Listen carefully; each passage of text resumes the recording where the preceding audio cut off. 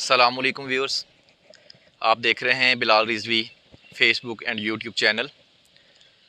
آج کا ہمارا ولاگ پرانے زمانے کی ایک کہانی سے شروع ہو کر پاکستان کی موجودہ صورتحال کی حقیقت پر جا کر ختم ہوتا ہے۔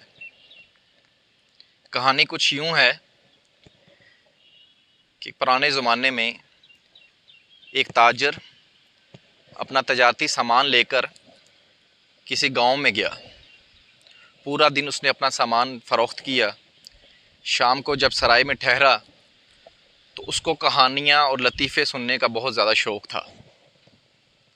اس نے مقامی لوگوں سے پوچھا، کیا یہاں پر کوئی ایسا آدمی موجود ہے جو مجھے کہانیاں سنائے اور اپنا انعام حاصل کرے؟ لوگوں نے کہا، ہاں، ہمارے گاؤں میں ایک ایسا آدمی موجود ہے جو لوگوں کو کہانیاں بھی سناتا ہے اور لطیفے بھی سناتا ہے۔ اس تاجر کی فرمائش پر اس آدمی کو پیش کیا گیا۔ اس نے پوری رات اپنی کہانیاں سنائیں۔ جب کہانیاں سنا چکا اور تاجر سے اپنا انعام وصول کر چکا تو تاجر نے اس کو کہا، بیٹا، تم بہت اچھی کہانیاں سناتے ہو، تمہارے لطیفے بھی بہت اچھے ہیں۔ ایسا کرو کہ بادشاہ کے دربار میں جاؤ۔ بادشاہ کو کہانیاں سننے کا بہت زیادہ شوق ہے۔ اگر بادشاہ کو تمہاری کہانی پسند آ گئی تو وہ تمہیں منہ مانگا انعام دے گا، لیکن بادشاہ کی ایک شرط بھی ہے۔ بادشاہ کی شرط یہ ہے کہ وہ کہانی جسٹ کہانی ہی ہونی چاہیے۔ اگر وہ سچا واقعہ یا حقیقت پر مبنی واقعہ ہوا تو وہ تمہارا سر قلم کر دے گا۔ اس نے کہا، سر، مسئلہ ہی کوئی نہیں ہے، میں جاؤں گا بادشاہ کے دربار میں، اپنی کہانی بھی سناؤں گا، اور بادشاہ واقعتاً اقرار کرے گا کہ یہ واقعہ ہی ایک کہانی ہے، یہ کوئی سچا واقعہ نہیں ہے۔ قصہ مختصر، وہ آدمی سفر طے کرتا ہوا بادشاہ کے دربار میں پہنچا۔ اس نے اپنے آنے کا مقصد بتایا کہ میں بادشاہ کو اپنی کہانی سناؤں گا۔ اس کو مہمان خانے میں ٹھہرا دیا گیا۔ مہمان خانے میں ٹھہرانے کے بعد اس کو بتایا گیا کہ بروز پیر بادشاہ کہانیاں سنتا ہے۔ پیر کا دن آ گیا۔ بادشاہ کے نے کہانیاں سننے کے لیے دربار لگا لیا۔ بہت سے کہانیاں سنانے والے آئے، کہانیاں سنائیں، لیکن آخر میں ہوتا کیا، وہ بادشاہ کہہ دیتا کہ یہ واقعہ تو فلاں ملک میں ہوا ہے، یہ فلاں واقعہ تو میرے ملک میں ہوا ہے۔ اگر بادشاہ نہ بولتا تو بادشاہ کے چمچے بول جاتے کہ بادشاہ سلامت، یہ واقعہ تو ساتھ والے ملک میں ہوا ہے، یہ واقعہ تو فلاں بستی میں ہوا ہے۔ نتیجتاً انعام نہ دینے کے واسطے اس آدمی کو مار دیا جاتا۔ اب باری آ گئی اس آدمی کی۔ اس کو بادشاہ نے کہا، دیکھو، تم نوجوان ہو، تم سارا ماجرا بھی دیکھ چکے ہو کہ یہاں پر جو بھی کہانی سناتا ہے وہ سچا واقعہ نکلتا ہے، تو تم اپنی جان کی بخشش پاؤ اور واپس چلے جاؤ۔ اس آدمی نے کہا، بادشاہ، میرے پاس ایک ایسی کہانی ہے جس کو آپ خود مانو گے کہ یہ واقعہ ہی کہانی ہے، یہ کوئی سچا واقعہ نہیں ہے، میری کہانی کی گارنٹی آپ خود دو گے۔ بادشاہ نے کہا، ٹھیک ہے، سناؤ اپنی کہانی۔ اس نے کہا، بادشاہ، آج سے کچھ عرصہ پہلے ایک آدمی تھا جس کا نام تھا، فرضی نام لے لیتے ہیں، رشید۔ اس رشید کے پاس 2 مرغے تھے۔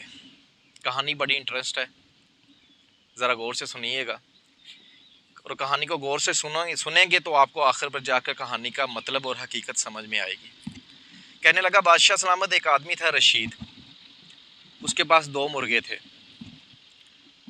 وہ مرغے اتنے بڑے مرغے تھے کہ وہ اپنے گاؤں سے ایک مرغے کے اوپر نمک لا دیتا اور ایک مرغے کے اوپر روئی وہ لاد کے شہر کی منڈی میں جا کر فروخت کر کے آتا۔ اتنے بڑے مرغے تھے۔ پھر کیا ہوا بادشاہ سلامت؟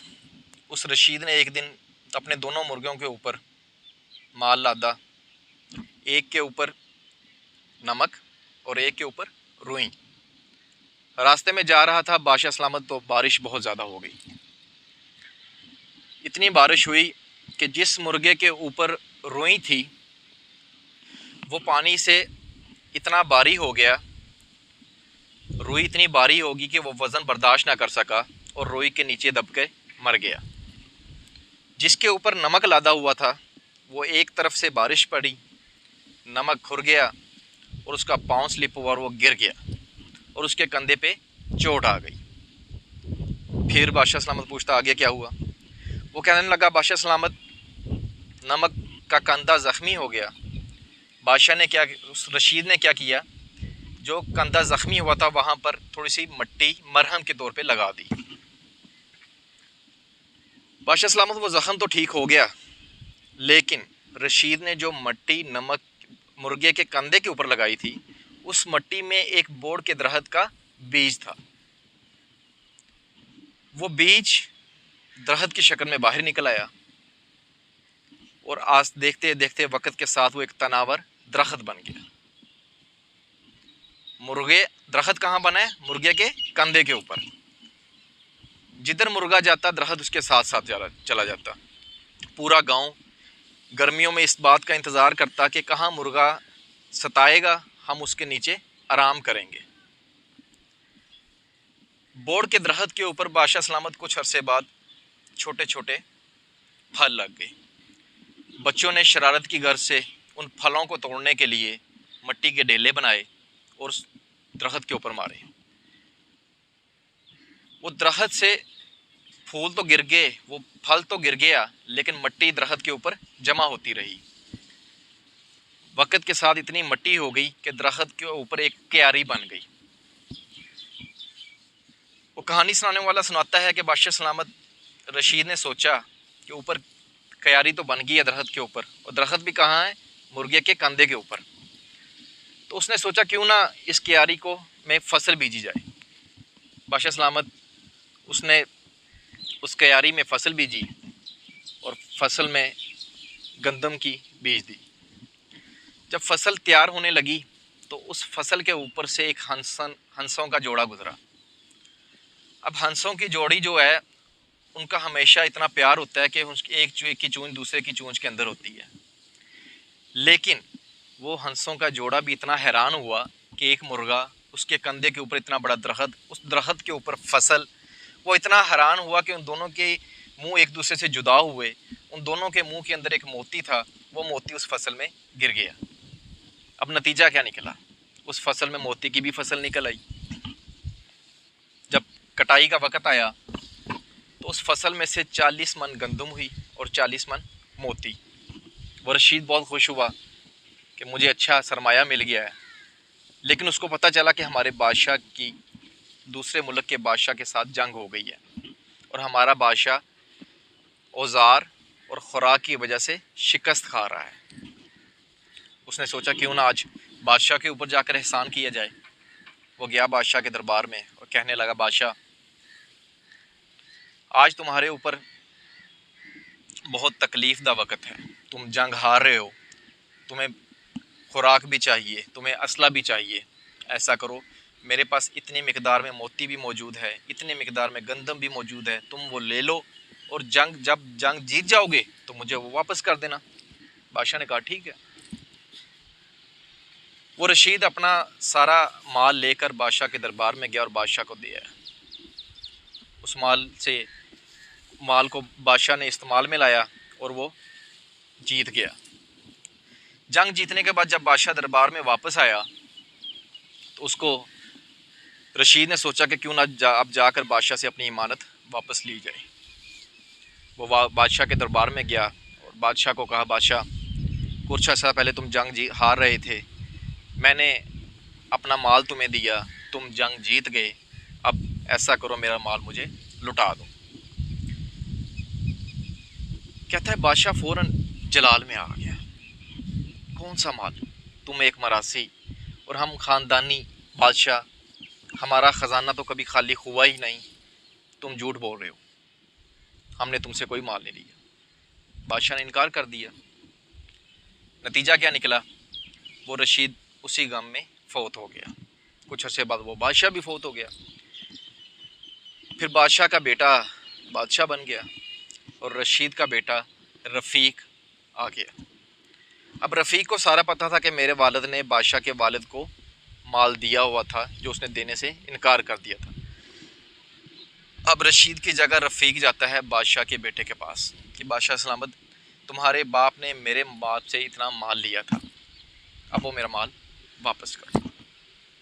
وہ بھی مکر گیا کہ میرے باپ نے آج تک کسی سے کوئی مال لیا ہی نہیں ہے۔ وقت گزرتا رہا، وہ بادشاہ بھی فوت ہو گیا، رفیق بھی فوت ہو گیا۔ کہانی سنانے والا سناتا ہے کہ بادشاہ سلامت، اب اس بادشاہ کے بیٹے تم بادشاہ بنے ہو اور اس رفیق کا بیٹا میں حمید آ گیا ہوں، اب مجھے میرا مال واپس لوٹاؤ۔ اب جو کہانی کی شرط تھی اس پہ اگر آپ غور کریں، اگر بادشاہ سلامت کہے کہ یہ واقعہ سچا ہے تو پھر بھی اس کو رفیق کو اپنا مال دینا پڑتا ہے، اور اگر کہتا ہے کہ یہ واقعہ سچا نہیں ہے تو پھر بھی اس کو مال دینا پڑتا ہے۔ دونوں صورتوں میں بادشاہ کو حمید کو مال دینا ہی پڑے گا۔ ٹھیک ہو گیا۔ اب موجودہ صورتحال میں دیکھیں تو پاکستان کا جو بادشاہ ہے وہ بھی اسی صورتحال میں چلا گیا ہے۔ وہ سوچ رہا ہے کہ میں کیا کروں، اگر امریکہ سے آئی ہوئی سازش کو مانوں تو تب بھی پھنس جاتا ہے، اگر نہ مانے تو تب بھی پھنس رہا ہے کیونکہ ایویڈنس موجود ہے۔ لیکن سوال یہ پیدا ہوتا ہے کہ ہمارے پاکستان میں بادشاہ ہے کون جس کا آج تک کسی کو پتہ ہی نہیں چلا؟ وہ کیسے؟ جس دن رجیم چینج ہو رہی تھی پاکستان میں، اس time prime minister Imran Khan تھا، تو کس کے حکم سے باہر قیدیوں کی وین آ گئی تھی؟ وہ بادشاہ کون ہے؟ کس کے حکم سے جب وزیر اعلیٰ پنجاب کا عثمان بزدار تھا، اسپیکر پرویز الہی تھا، تو کس کے حکم سے پولیس اندر آ کر پولیس نے گنڈا گردی کی؟ کس کے حکم سے، کس نے یہ حکم کہا تھا کہ جو عمران خان نے روس کا دورہ کیا ہے وہ اس کا ذاتی دورہ تھا؟ کس کے حکم پر پی ٹی آئی کے رہنماؤں پر جو ابھی تشدد ہوا ہے اس کی ایف آئی آر نہیں کٹی جا رہی؟ پاکستانیوں سوچئے گا کہ ہمارا بادشاہ ہے کون ہے۔ السلام علیکم۔